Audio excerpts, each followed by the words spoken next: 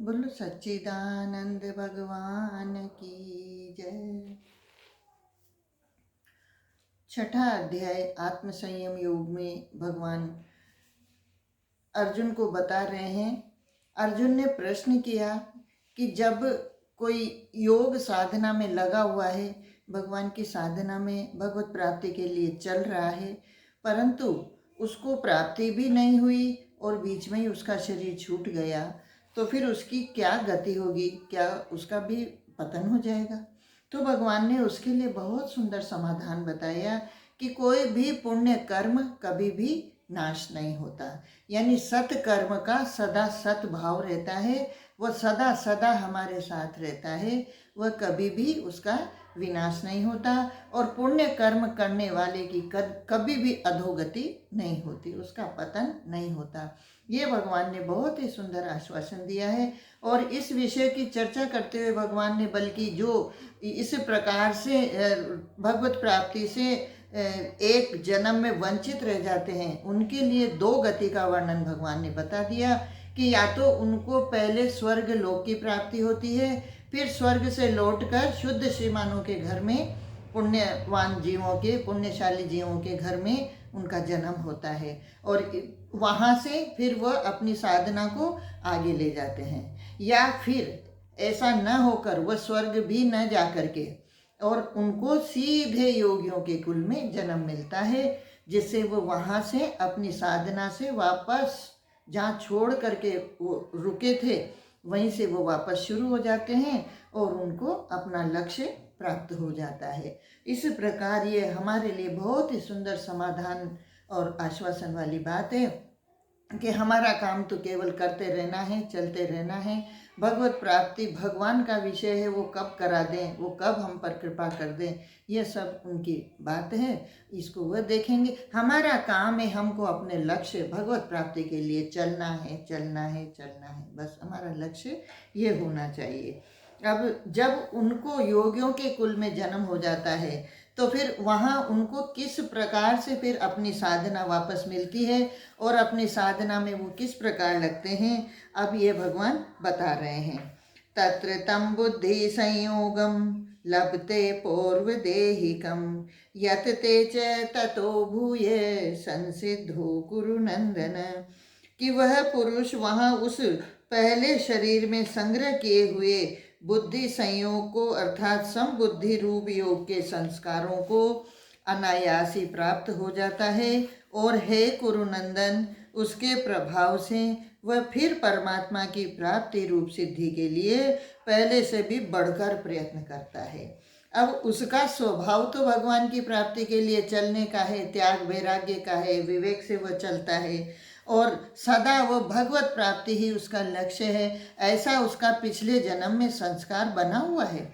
हम जो भी संस्कार लेकर के जाते हैं, जो भी कर्म हम करते हैं, उन कर्मों का संस्कार हमारे अंदर संचित रहता है और वह संचित संस्कार ही हमको अगला जन्म लेने पर वहाँ उद्भूत होकर के हमको उन्हीं कर्मों में फिर से लगा देता है। ये एक सामान्य संस्कार वाली बात है। सामान्य जीव में इष्ट अनिष्ट मिष्ट कई प्रकार के जो संस्कार होते हैं, वह समय समय पर उनको सत्कर्म और असत्कर्म, दुष्कर्म आदि इस तरह से कराते रहते हैं, परंतु एक जो भगवत प्राप्ति का लक्ष्य करके योगी चला हुआ है, योगी है वो, तो वह अपनी साधना में लगा हुआ है, उसको केवल और केवल परमात्मा चाहिए और कोई संस्कार उसके अंदर है नहीं। तो जब वह यह शरीर छोड़ करके फिर दूसरे शरीर में जाएगा, तो चूंकि ये मन बुद्धि चित्त सब ये हमारे अपने पहले शरीर वाले ही सदा सदा चलते हैं, उनमें वही संस्कार जब इकट्ठे होते हैं तो वह उन्हीं संस्कारों को उद्भूत करके अगले जन्म में फिर उन्हीं के लिए चल पड़ता है। तो जब उसका भगवत प्राप्ति का लक्ष्य है, भगवत प्राप्ति उसको नहीं हुई, तो अब वह उन्हीं संस्कारों के उदय होने पर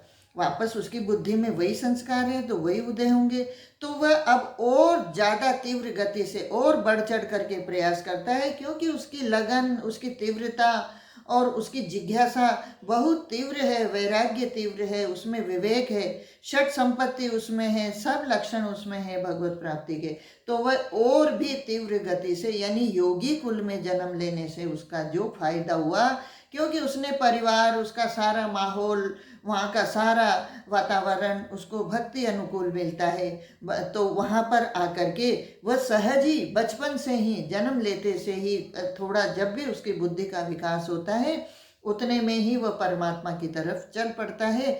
और इस प्रकार बुद्धि होने से और मन परमात्मा में संयत होने से उसको शीघ्रातिशीघ्र प्राप्ति हो जाती है, क्योंकि उसका थोड़ा ही काम शेष है, इसलिए वह पहले से भी और बढ़ चढ़ करके करता है, तो थोड़े समय में ही उसको भगवत प्राप्ति हो जाती है।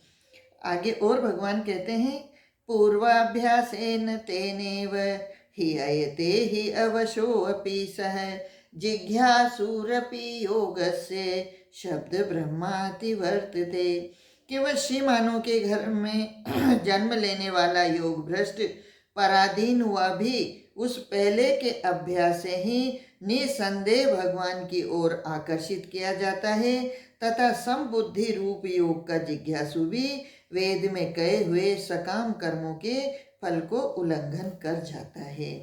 भगवान यहाँ पर ये साधना के गूढ़ रहस्य बता रहे हैं कि जब जीव परमात्मा का लक्ष्य करके परमात्मा की तरफ चल पड़ता है, तो उसका परमात्मा लक्ष्य होने से उसके सारे कर्म सत हो जाते हैं, और जो निष्काम कर्म करता हुआ परमात्मा की तरफ जो चल रहा है, ऐसा योगी, इसकी बहुत भारी महिमा है। सकाम करने वाले की तो भगवान ने भी निंदा करी कि वो ज़्यादा से ज़्यादा स्वर्ग की प्राप्ति कर लेगा, और उस स्वर्ग से तो उसको फिर लौट करके आना पड़ेगा। तो इस प्रकार से वहाँ तो केवल पुण्य मिलते हैं, पुण्यों का फल मिलता है, लेकिन अब जो निष्कामता से समता पूर्वक चल रहा है, समत्व के लिए प्रयास कर रहा है, भगवत प्राप्ति ही उसका ध्येय है, उसका लक्ष्य है, तो ऐसा योगी श्रीमानों के घर में जन्म लेने पर पराधीन हुआ भी, पराधीनता का मतलब है कि सारा उसका जो परिस्थितियां हैं, उसका परिवार है, अथवा अभी शरीर छोटा है तो ये भी अक्षमता है, तो इस तरह की पराधीनता उसको रहेगी तो सही, लेकिन ऐसा होता हुआ भी, अथवा कोई उसको रोक भी सकता है। हालांकि जो शुद्ध श्रीमान है वो तो पहले से ही लगे हुए हैं, तो वो अपने बच्चों को तो लगाते हैं, रोकते थोड़े ना है। पर अगर कुछ बाधा पूर्व का कोई न कोई कर्म उसका आ भी जाए और उसको इसमें चलने में बाधा भी लगे, तो भी वह भगवान की कृपा से, भगवत कृपा से, वह पहले से ही उसने इस तरह का अभ्यास किया हुआ है, तो उसी अभ्यास को वह और तीव्र कर देता है और वह भगवान की तरफ आकर्षित किया जाता है। भगवान की ओर से यह आकर्षण है, यानी परमात्मा जिसको चाहता है, और जब जो परमात्मा को चाहता है तो परमात्मा उसको अपनी ओर खींच लेते हैं। ये परमात्मा की विशेष कृपा है, क्योंकि भगवान ने गीता जी में ही कहा है कि ये यथा माम प्रपद्यन्ते तांस तथैव भजामि हम, कि जो जैसे मुझको भजता है, जो मुझसे मिलना चाहता है, जो मेरी तरफ आकर्षित है, उसको मैं और सहयोग करता हूँ अपनी तरफ आने में और अपनी तरफ ले लेता हूँ। ये भगवान की विशेष कृपा भक्त के साथ, योगी के साथ होती है, इसलिए उसका ये समबुद्धि रूप जो योग है,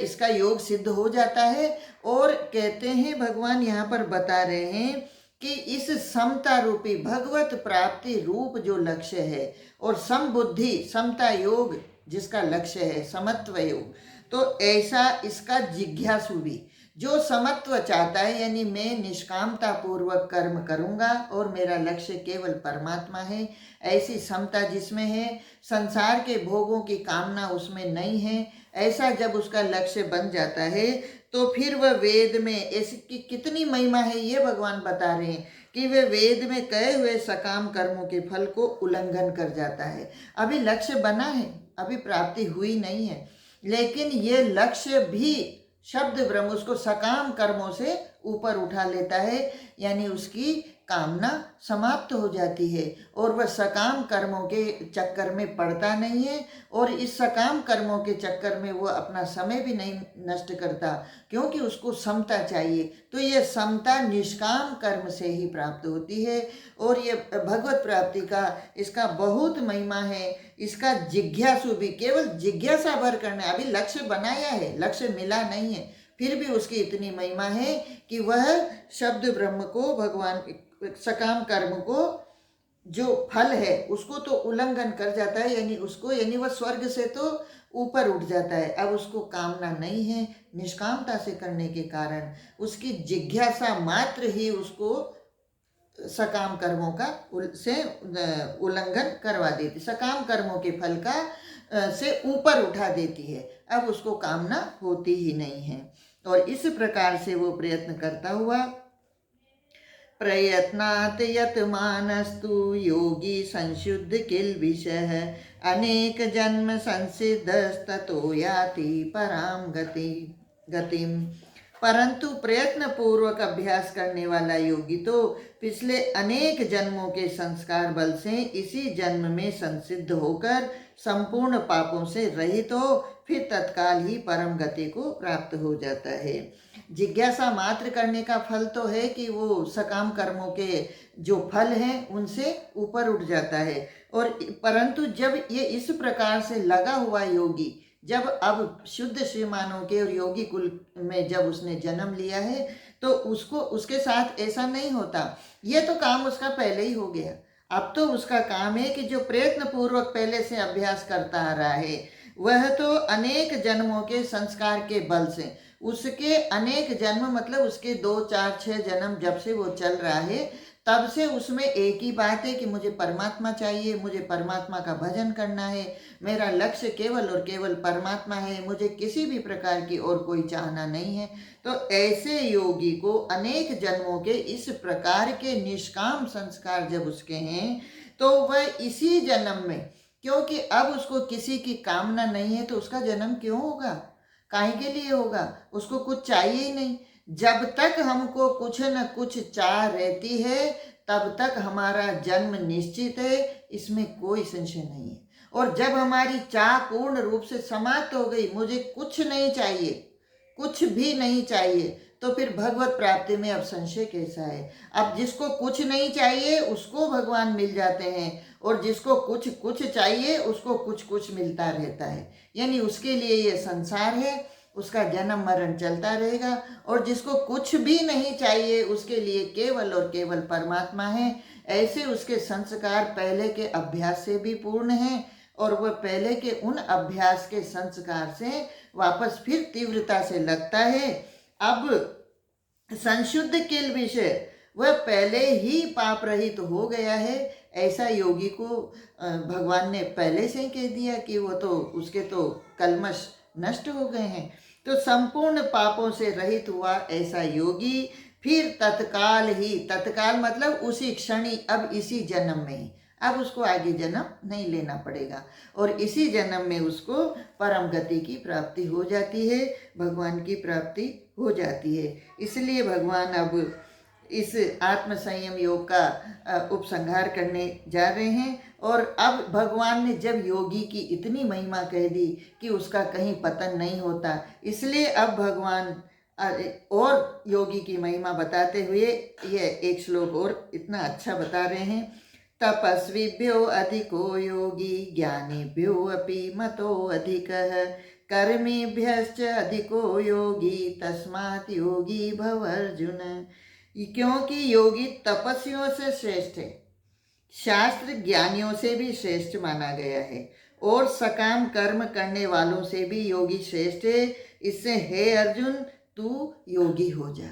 अब यहाँ पर भगवान ने अपना निर्णय बता दिया कि किस प्रकार से साधन करो तब तुम मुझे सहजता से प्राप्त कर लोगे। सबकी रुचि भिन्न भिन्न होती है भाई, कोई तपस्या करके अपने शरीर को सुखाता है, कोई पंचाग्नि तपता है, कोई एक पैर पर खड़ा रहकर, कोई एक हाथ को खड़ा करके, कोई सर्दी की ऋतु में भी हिमालय पर्वत पर जा करके, और कोई गर्मी में भी वह धूनी रमा करके अपने शरीर को कष्ट देता है। तपाता है कि इस तरह से परमात्मा को चाहिए तो उसको परमात्मा, लेकिन वह इस तरह से परमात्मा को चाहता है। परमात्मा ये बताने जा रहे हैं, भगवान हमको ये कह रहे हैं कि तुम जैसे भी हो, जहाँ भी हो, उसी तरह से केवल मेरा लक्ष्य करके और इन सांसारिक कामनाओं का त्याग करके मेरी तरफ चलो तो मेरी सहजता से प्राप्ति हो जाएगी। इसलिए भगवान यहाँ कह रहे हैं कि तपस्वियों से भी योगी श्रेष्ठ है, क्योंकि तपस्वी में अहंकार आ सकता है, वहां पर कर्ता शेष है, मैं करता हूं, मैं तपता हूं, मैं तपस्या कर रहा हूं। जब तक ये तपस्या का अहंकार रहेगा तब तक समता की प्राप्ति नहीं होगी और मन में ये कर्ता भाव बना रहेगा, तब तक भगवत प्राप्ति नहीं होगी, जन्म मरण से मुक्ति नहीं होगी।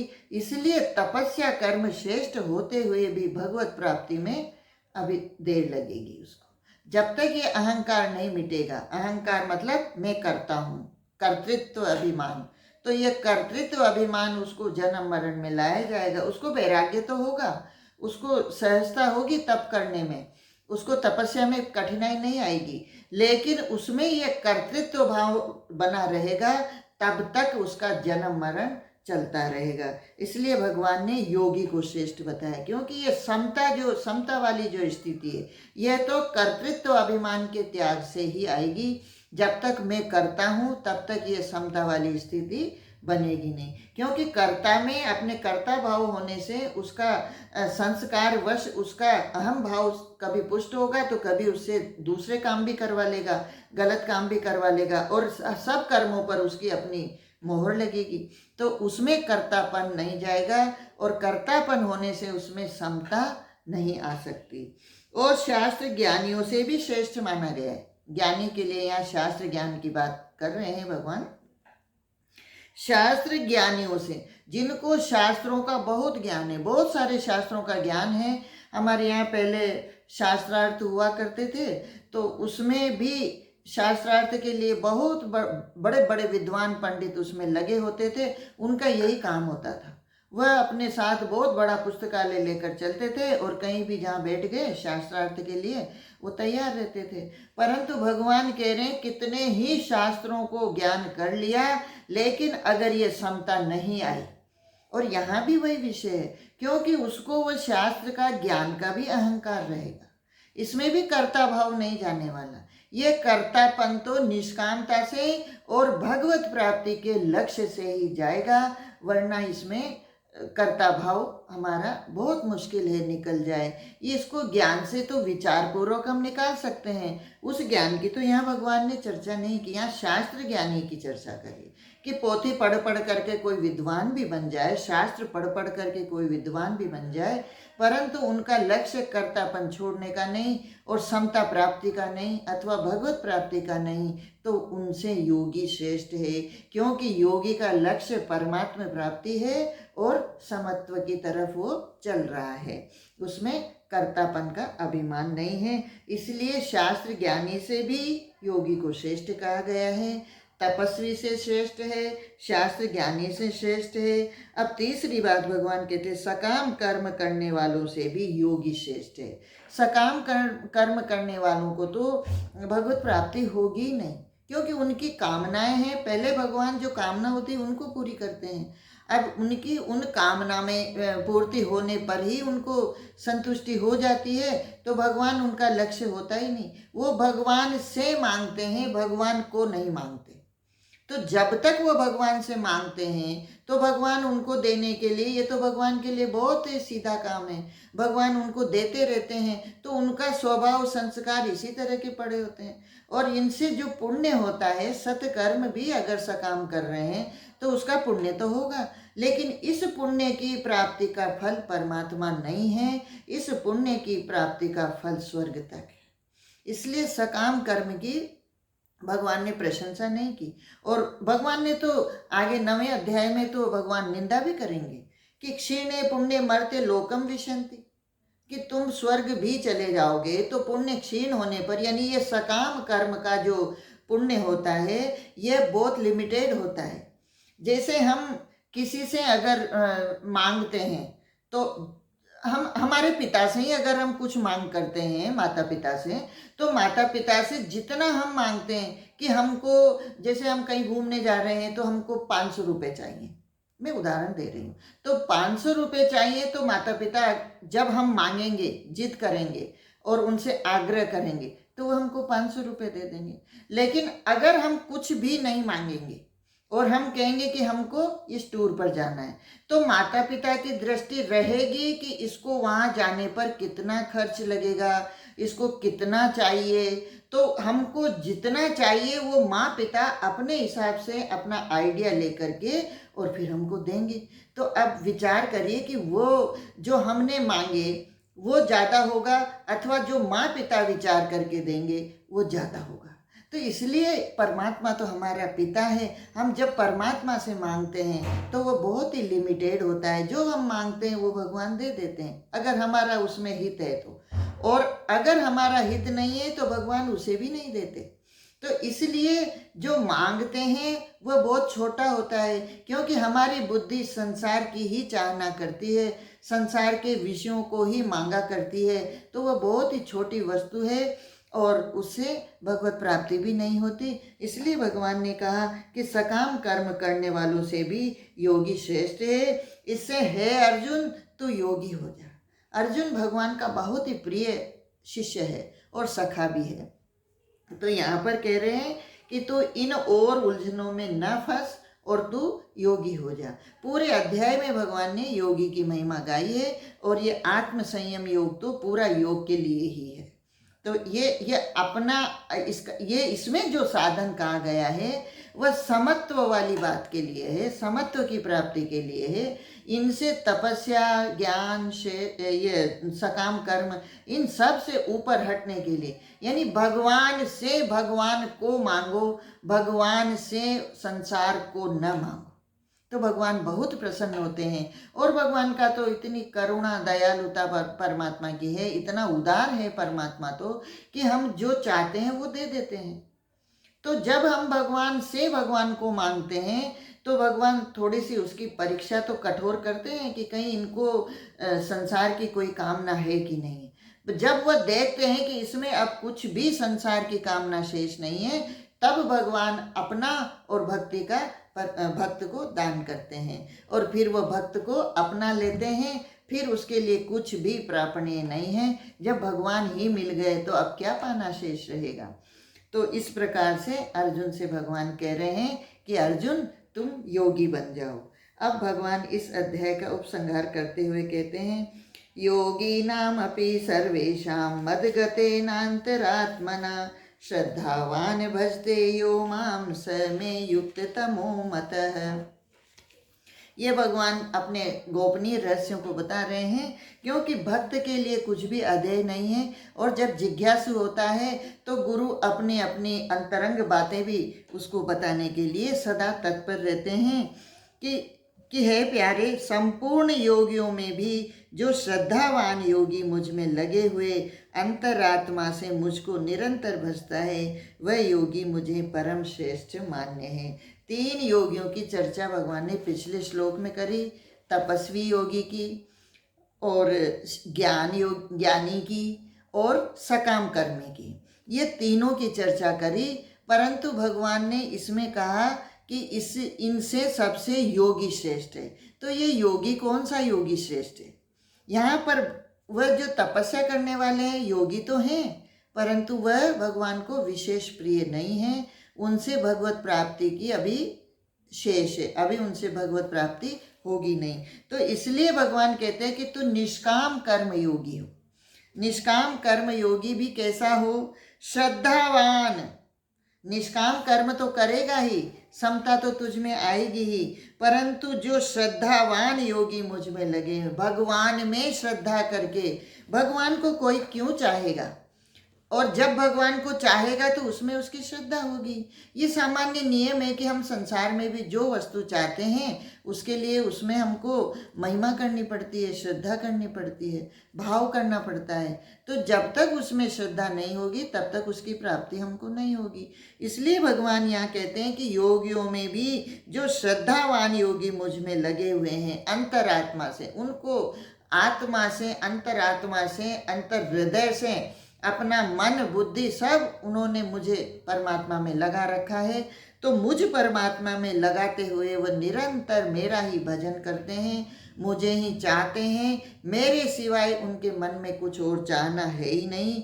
इसलिए निष्कामता उनमें आ गई, उनमें संसार की कोई कामना बची नहीं है। अब वह केवल और केवल परमात्मा को चाहते हैं, परमात्मा से प्रेम करते हैं, श्रद्धा उनकी अटूट है, परमात्मा में अटूट विश्वास है उनका। अब उनको और कुछ भी नहीं चाहिए, और जब उनको कुछ भी नहीं चाहिए तो परमात्मा उनके लिए सदा तैयार हैं। परमात्मा ऐसे भक्त का कभी भी साथ नहीं छोड़ते, और ऐसे भक्त के लिए परमात्मा सदा तत्पर रहते हैं। इसलिए जब योगी होने की आज्ञा दी भगवान ने, तो कौन सा योगी हो ये भी बता दिया। अब भगवान के ये साधन रूप हैं, अगर हम इनको समझ लें, गीता जी का तात्पर्य ही यही है कि हम जो भगवान साधन बता रहे हैं उन साधनों को हम समझें और उनको करने के लिए हम तत्पर हों, और उनको करते हुए, प्रयत्नशील रहते हुए, उनको करते करते, अभ्यास करते करते हम परमात्मा की तरफ निरंतर बढ़ते रहें। ऐसा ही भगवान का अर्जुन के लिए प्रयास है, और अर्जुन के लिए ये प्रयास होने से ये साधन आज हमारे लिए उपयोगी हैं, और इनको हमको उपयोग में लेना ही चाहिए। तभी जा कर के हम इस गीता जी के ग्रंथ का, गीताकार का पूरा पूरा लाभ हम उठा सकते हैं। हर साधन सामग्री हम साधकों के लिए है। अगर हमको चाहिए तो बताने वाला कौन मिलेगा? बताने वाला सदगुरु हमको कितना बताएगा, ठीक है, लेकिन सदगुरु रूप में जो परमात्मा साधन बता रहे हैं, गीता जी में भगवान ने हर साधन का महत्व बताया है और हर साधन को बताया है, कोई साधन छोड़ा नहीं है।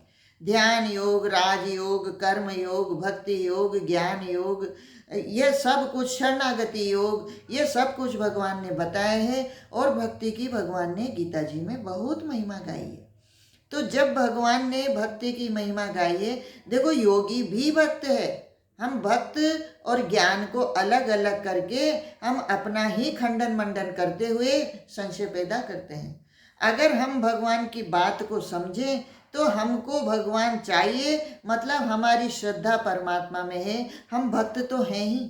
अब साधन अपनी रुचि के अनुसार हम कोई भी कर लें, चाहे कर्म योग का लें, चाहे ज्ञान योग का लें, चाहे भक्ति योग का लें। अक्सर संसार में और खासकर आज कलयुग में, ये पहले से ही है, पर आज तो जब जीव मिलता है तो ज्ञान का नाम लेते ही घबराते हैं, ज्ञान के नाम से ही डरते हैं और नफरत करते हैं। ज्ञान की चर्चा वो सुनना पसंद नहीं करते। अब इसमें बड़ा आश्चर्य होता है कि ऐसा जीव क्यों करते हैं। वो समझते हैं कि भक्ति करते करते तो हम भोग भी करते रहेंगे, संसार को भी भोगते रहेंगे, भक्ति के सब अधिकारी हैं, यानी हमको संयम नियम न करके भी हम भक्ति कर सकते हैं। ठीक है, माँ के लिए गंदा बच्चा भी आदरणीय है, उनसे, गंदा बच्चा से भी माँ प्रेम करती है और अच्छा से भी प्रेम करती है। भक्ति तो हमारी माँ है, लेकिन इसका मतलब ये नहीं कि भक्ति जब तक हम गलतियां करते रहेंगे तब तक हमको चाहती ही रहेगी। जब बच्चा बड़ा हो जाता है तो माँ को भी अपेक्षा होती है कि अब ये संस्कारी बने, अब इसमें कुछ अच्छे संस्कार आए, और ये अब जो माँ चाहती है कि ये पिता का भी आदर करे और सबका भी आदर करे, तो ये संसार का भी आदर करे और पिता का भी आदर करे, तो वह माँ उस भक्त से, उस बच्चे से अधिक प्रसन्न होती है। इसलिए भक्ति सरल है, सीधी है, बात सही है, पर मुझे लगता नहीं कि इतनी भी सीधी है। तो भक्त जब तक भक्त नहीं कहलाएगा, जब तक माँ उसको अपना एक लक्ष्य, पिता से प्रेम करने वाला लक्ष्य नहीं बता देगी। तो पिता तो ज्ञान स्वरूप है और भक्ति माता स्वरूप है। हमको तो इन दोनों की छाया में रहना है, और इन दोनों की छाया में रहते हुए जिस तरह से जो साधन बताए हैं उनको करते हुए इन दोनों की कृपा हमको मिलती रहे, बस यही श्रेष्ठ है। यहाँ पर भगवान कहते हैं कि जब मेरी प्राप्ति करता है तो उसमें श्रद्धा भी अपेक्षित है, और श्रद्धा तो भक्ति है, विश्वास परमात्मा है। श्रद्धा विश्वास रूपनो भवानी शंकरो। तो ये भवानी और शंकर की जो करी है वंदना तुलसीदास जी ने, वो इसी रूप में करी, श्रद्धा और विश्वास के रूप में। तो श्रद्धा तो हमारी माँ है, भक्ति है, श्रद्धा तो हमको है ही। तो माँ ही परमात्मा को लखाती है, माँ ही परमात्मा पिता को लखा सकती है। पिता का परिचय हमको माँ के अतिरिक्त और कोई नहीं दे सकता। माँ ने जिसको हमको पिता का परिचय करा दिया, ये तुम्हारे पिता हैं, बस अब हमारा निश्चित हो गया, अब हम उसी को पिता स्वीकार करके उसी के लिए पिता का हमारा आचरण हो जाता है। ये इतना विश्वास हमको होता है। तो माँ ये काम करती है। जैसे हनुमान जी ने, राम जी से मिलन हो गया था हनुमान जी का, लेकिन विभीषण जी का दर्शन सीता जी का हुआ था। विभीषण जी को सीता जी का दर्शन हुआ था, उनको राम जी का दर्शन नहीं हुआ था। लेकिन वह इतने संतुष्ट नहीं थे। भक्ति तो मिल गई ना उनको, लंका में चली गई थी, मतलब उनको भी अब श्रद्धा तो थी भक्ति में एक माँ के रूप में, लेकिन अभी उनको इतनी शांति नहीं मिली थी। पर जब हनुमान जी उनको मिल गए और हनुमान जी ने कह दिया कि मुझे माँ का दर्शन कराओ, मैं तुमको पिता से मिलवा दूंगा, तो दोनों का आपसी संबंध, आपसी सौदा इतना अच्छा हुआ कि विभीषण जी ने जो उनकी श्रद्धा गाढ़ थी, उस श्रद्धा को रखते हुए उन्होंने हनुमान जी को माँ से मिलवा दिया। और हनुमान जी को पिता मिले हुए थे, यानी उनको परमात्मा की प्राप्त पहले दर्शन हो रहा था, तो अब वो उन्होंने विभीषण जी को भी ला करके और परमात्मा से मिला दिया। तो ये एक दूसरे के पूरक हैं, न डरने की बात है, न खंडन मंडन करने की चर्चा है। थोड़ा सा विवेक पूर्वक इसको समझ लें तो हमको ज्ञान के साथ भक्ति भी चाहिए और भक्ति के साथ कर्म भी चाहिए। यानी ज्ञान, भक्ति और कर्म की इस त्रिवेणी में हम जब संगम करते हैं तो त्रिवेणी संगम की महिमा बहुत है। प्रयागराज जी में जब स्नान करते हैं तो उसकी महिमा अलग अलग, गंगा यमुना सरस्वती में स्नान करने से अधिक है। तीनों का संगम वही है। तो ये ज्ञान के साथ अगर भक्ति है, और ज्ञान और भक्ति है तो कर्म तो शुद्ध होगा ही, लेकिन निष्कामता उसमें चाहिए। तो ये निष्काम होने से कर्म, ज्ञान, भक्ति तीनों ही योग बन जाते हैं और हमको इतना सहजता से परमात्मा प्राप्ति का लक्ष्य करा देते हैं। इसलिए यहाँ पर भगवान कह रहे हैं कि तू श्रद्धावान योगी, वह मुझ योगियों में, सब योगियों में मुझे बहुत श्रेष्ठ है। भगवान की स्वयं की मान्यता है, पिता को माँ भी चाहिए। माँ की जो निंदा करेगा वह पुत्र पिता का प्यारा नहीं हो सकता, और जो पिता की निंदा करेगा वह पुत्र माँ को प्यारा नहीं हो सकता। इसलिए उसको ऐसा होना चाहिए कि वह दोनों का आदर करे, दोनों को माने और दोनों से लाभ लेकर के दोनों की कृपा प्राप्त करे और अपना लक्ष्य परमात्मा प्राप्ति का रखता हुआ सदा उनके प्रेम में सदा चलता रहे। ऐसा ये भगवान का ये जो साधन का जो संदेश, उपदेश परमात्मा ने इस छठे अध्याय में दिया है, अति सुंदर है। आज इस छठे अध्याय का भी हम विराम करते हैं। आगे फिर 7वें अध्याय से हमारी यात्रा रखेंगे। ओम तत्सदिति श्रीमद्भगवद्गीतासु उपनिषत्सु ब्रह्म विद्यायां योगशास्त्रे श्रीकृष्णार्जुन संवादे आत्मसंयम योगो नाम 6ठो अध्याय। बोलो सच्चिदानंद भगवान की जय।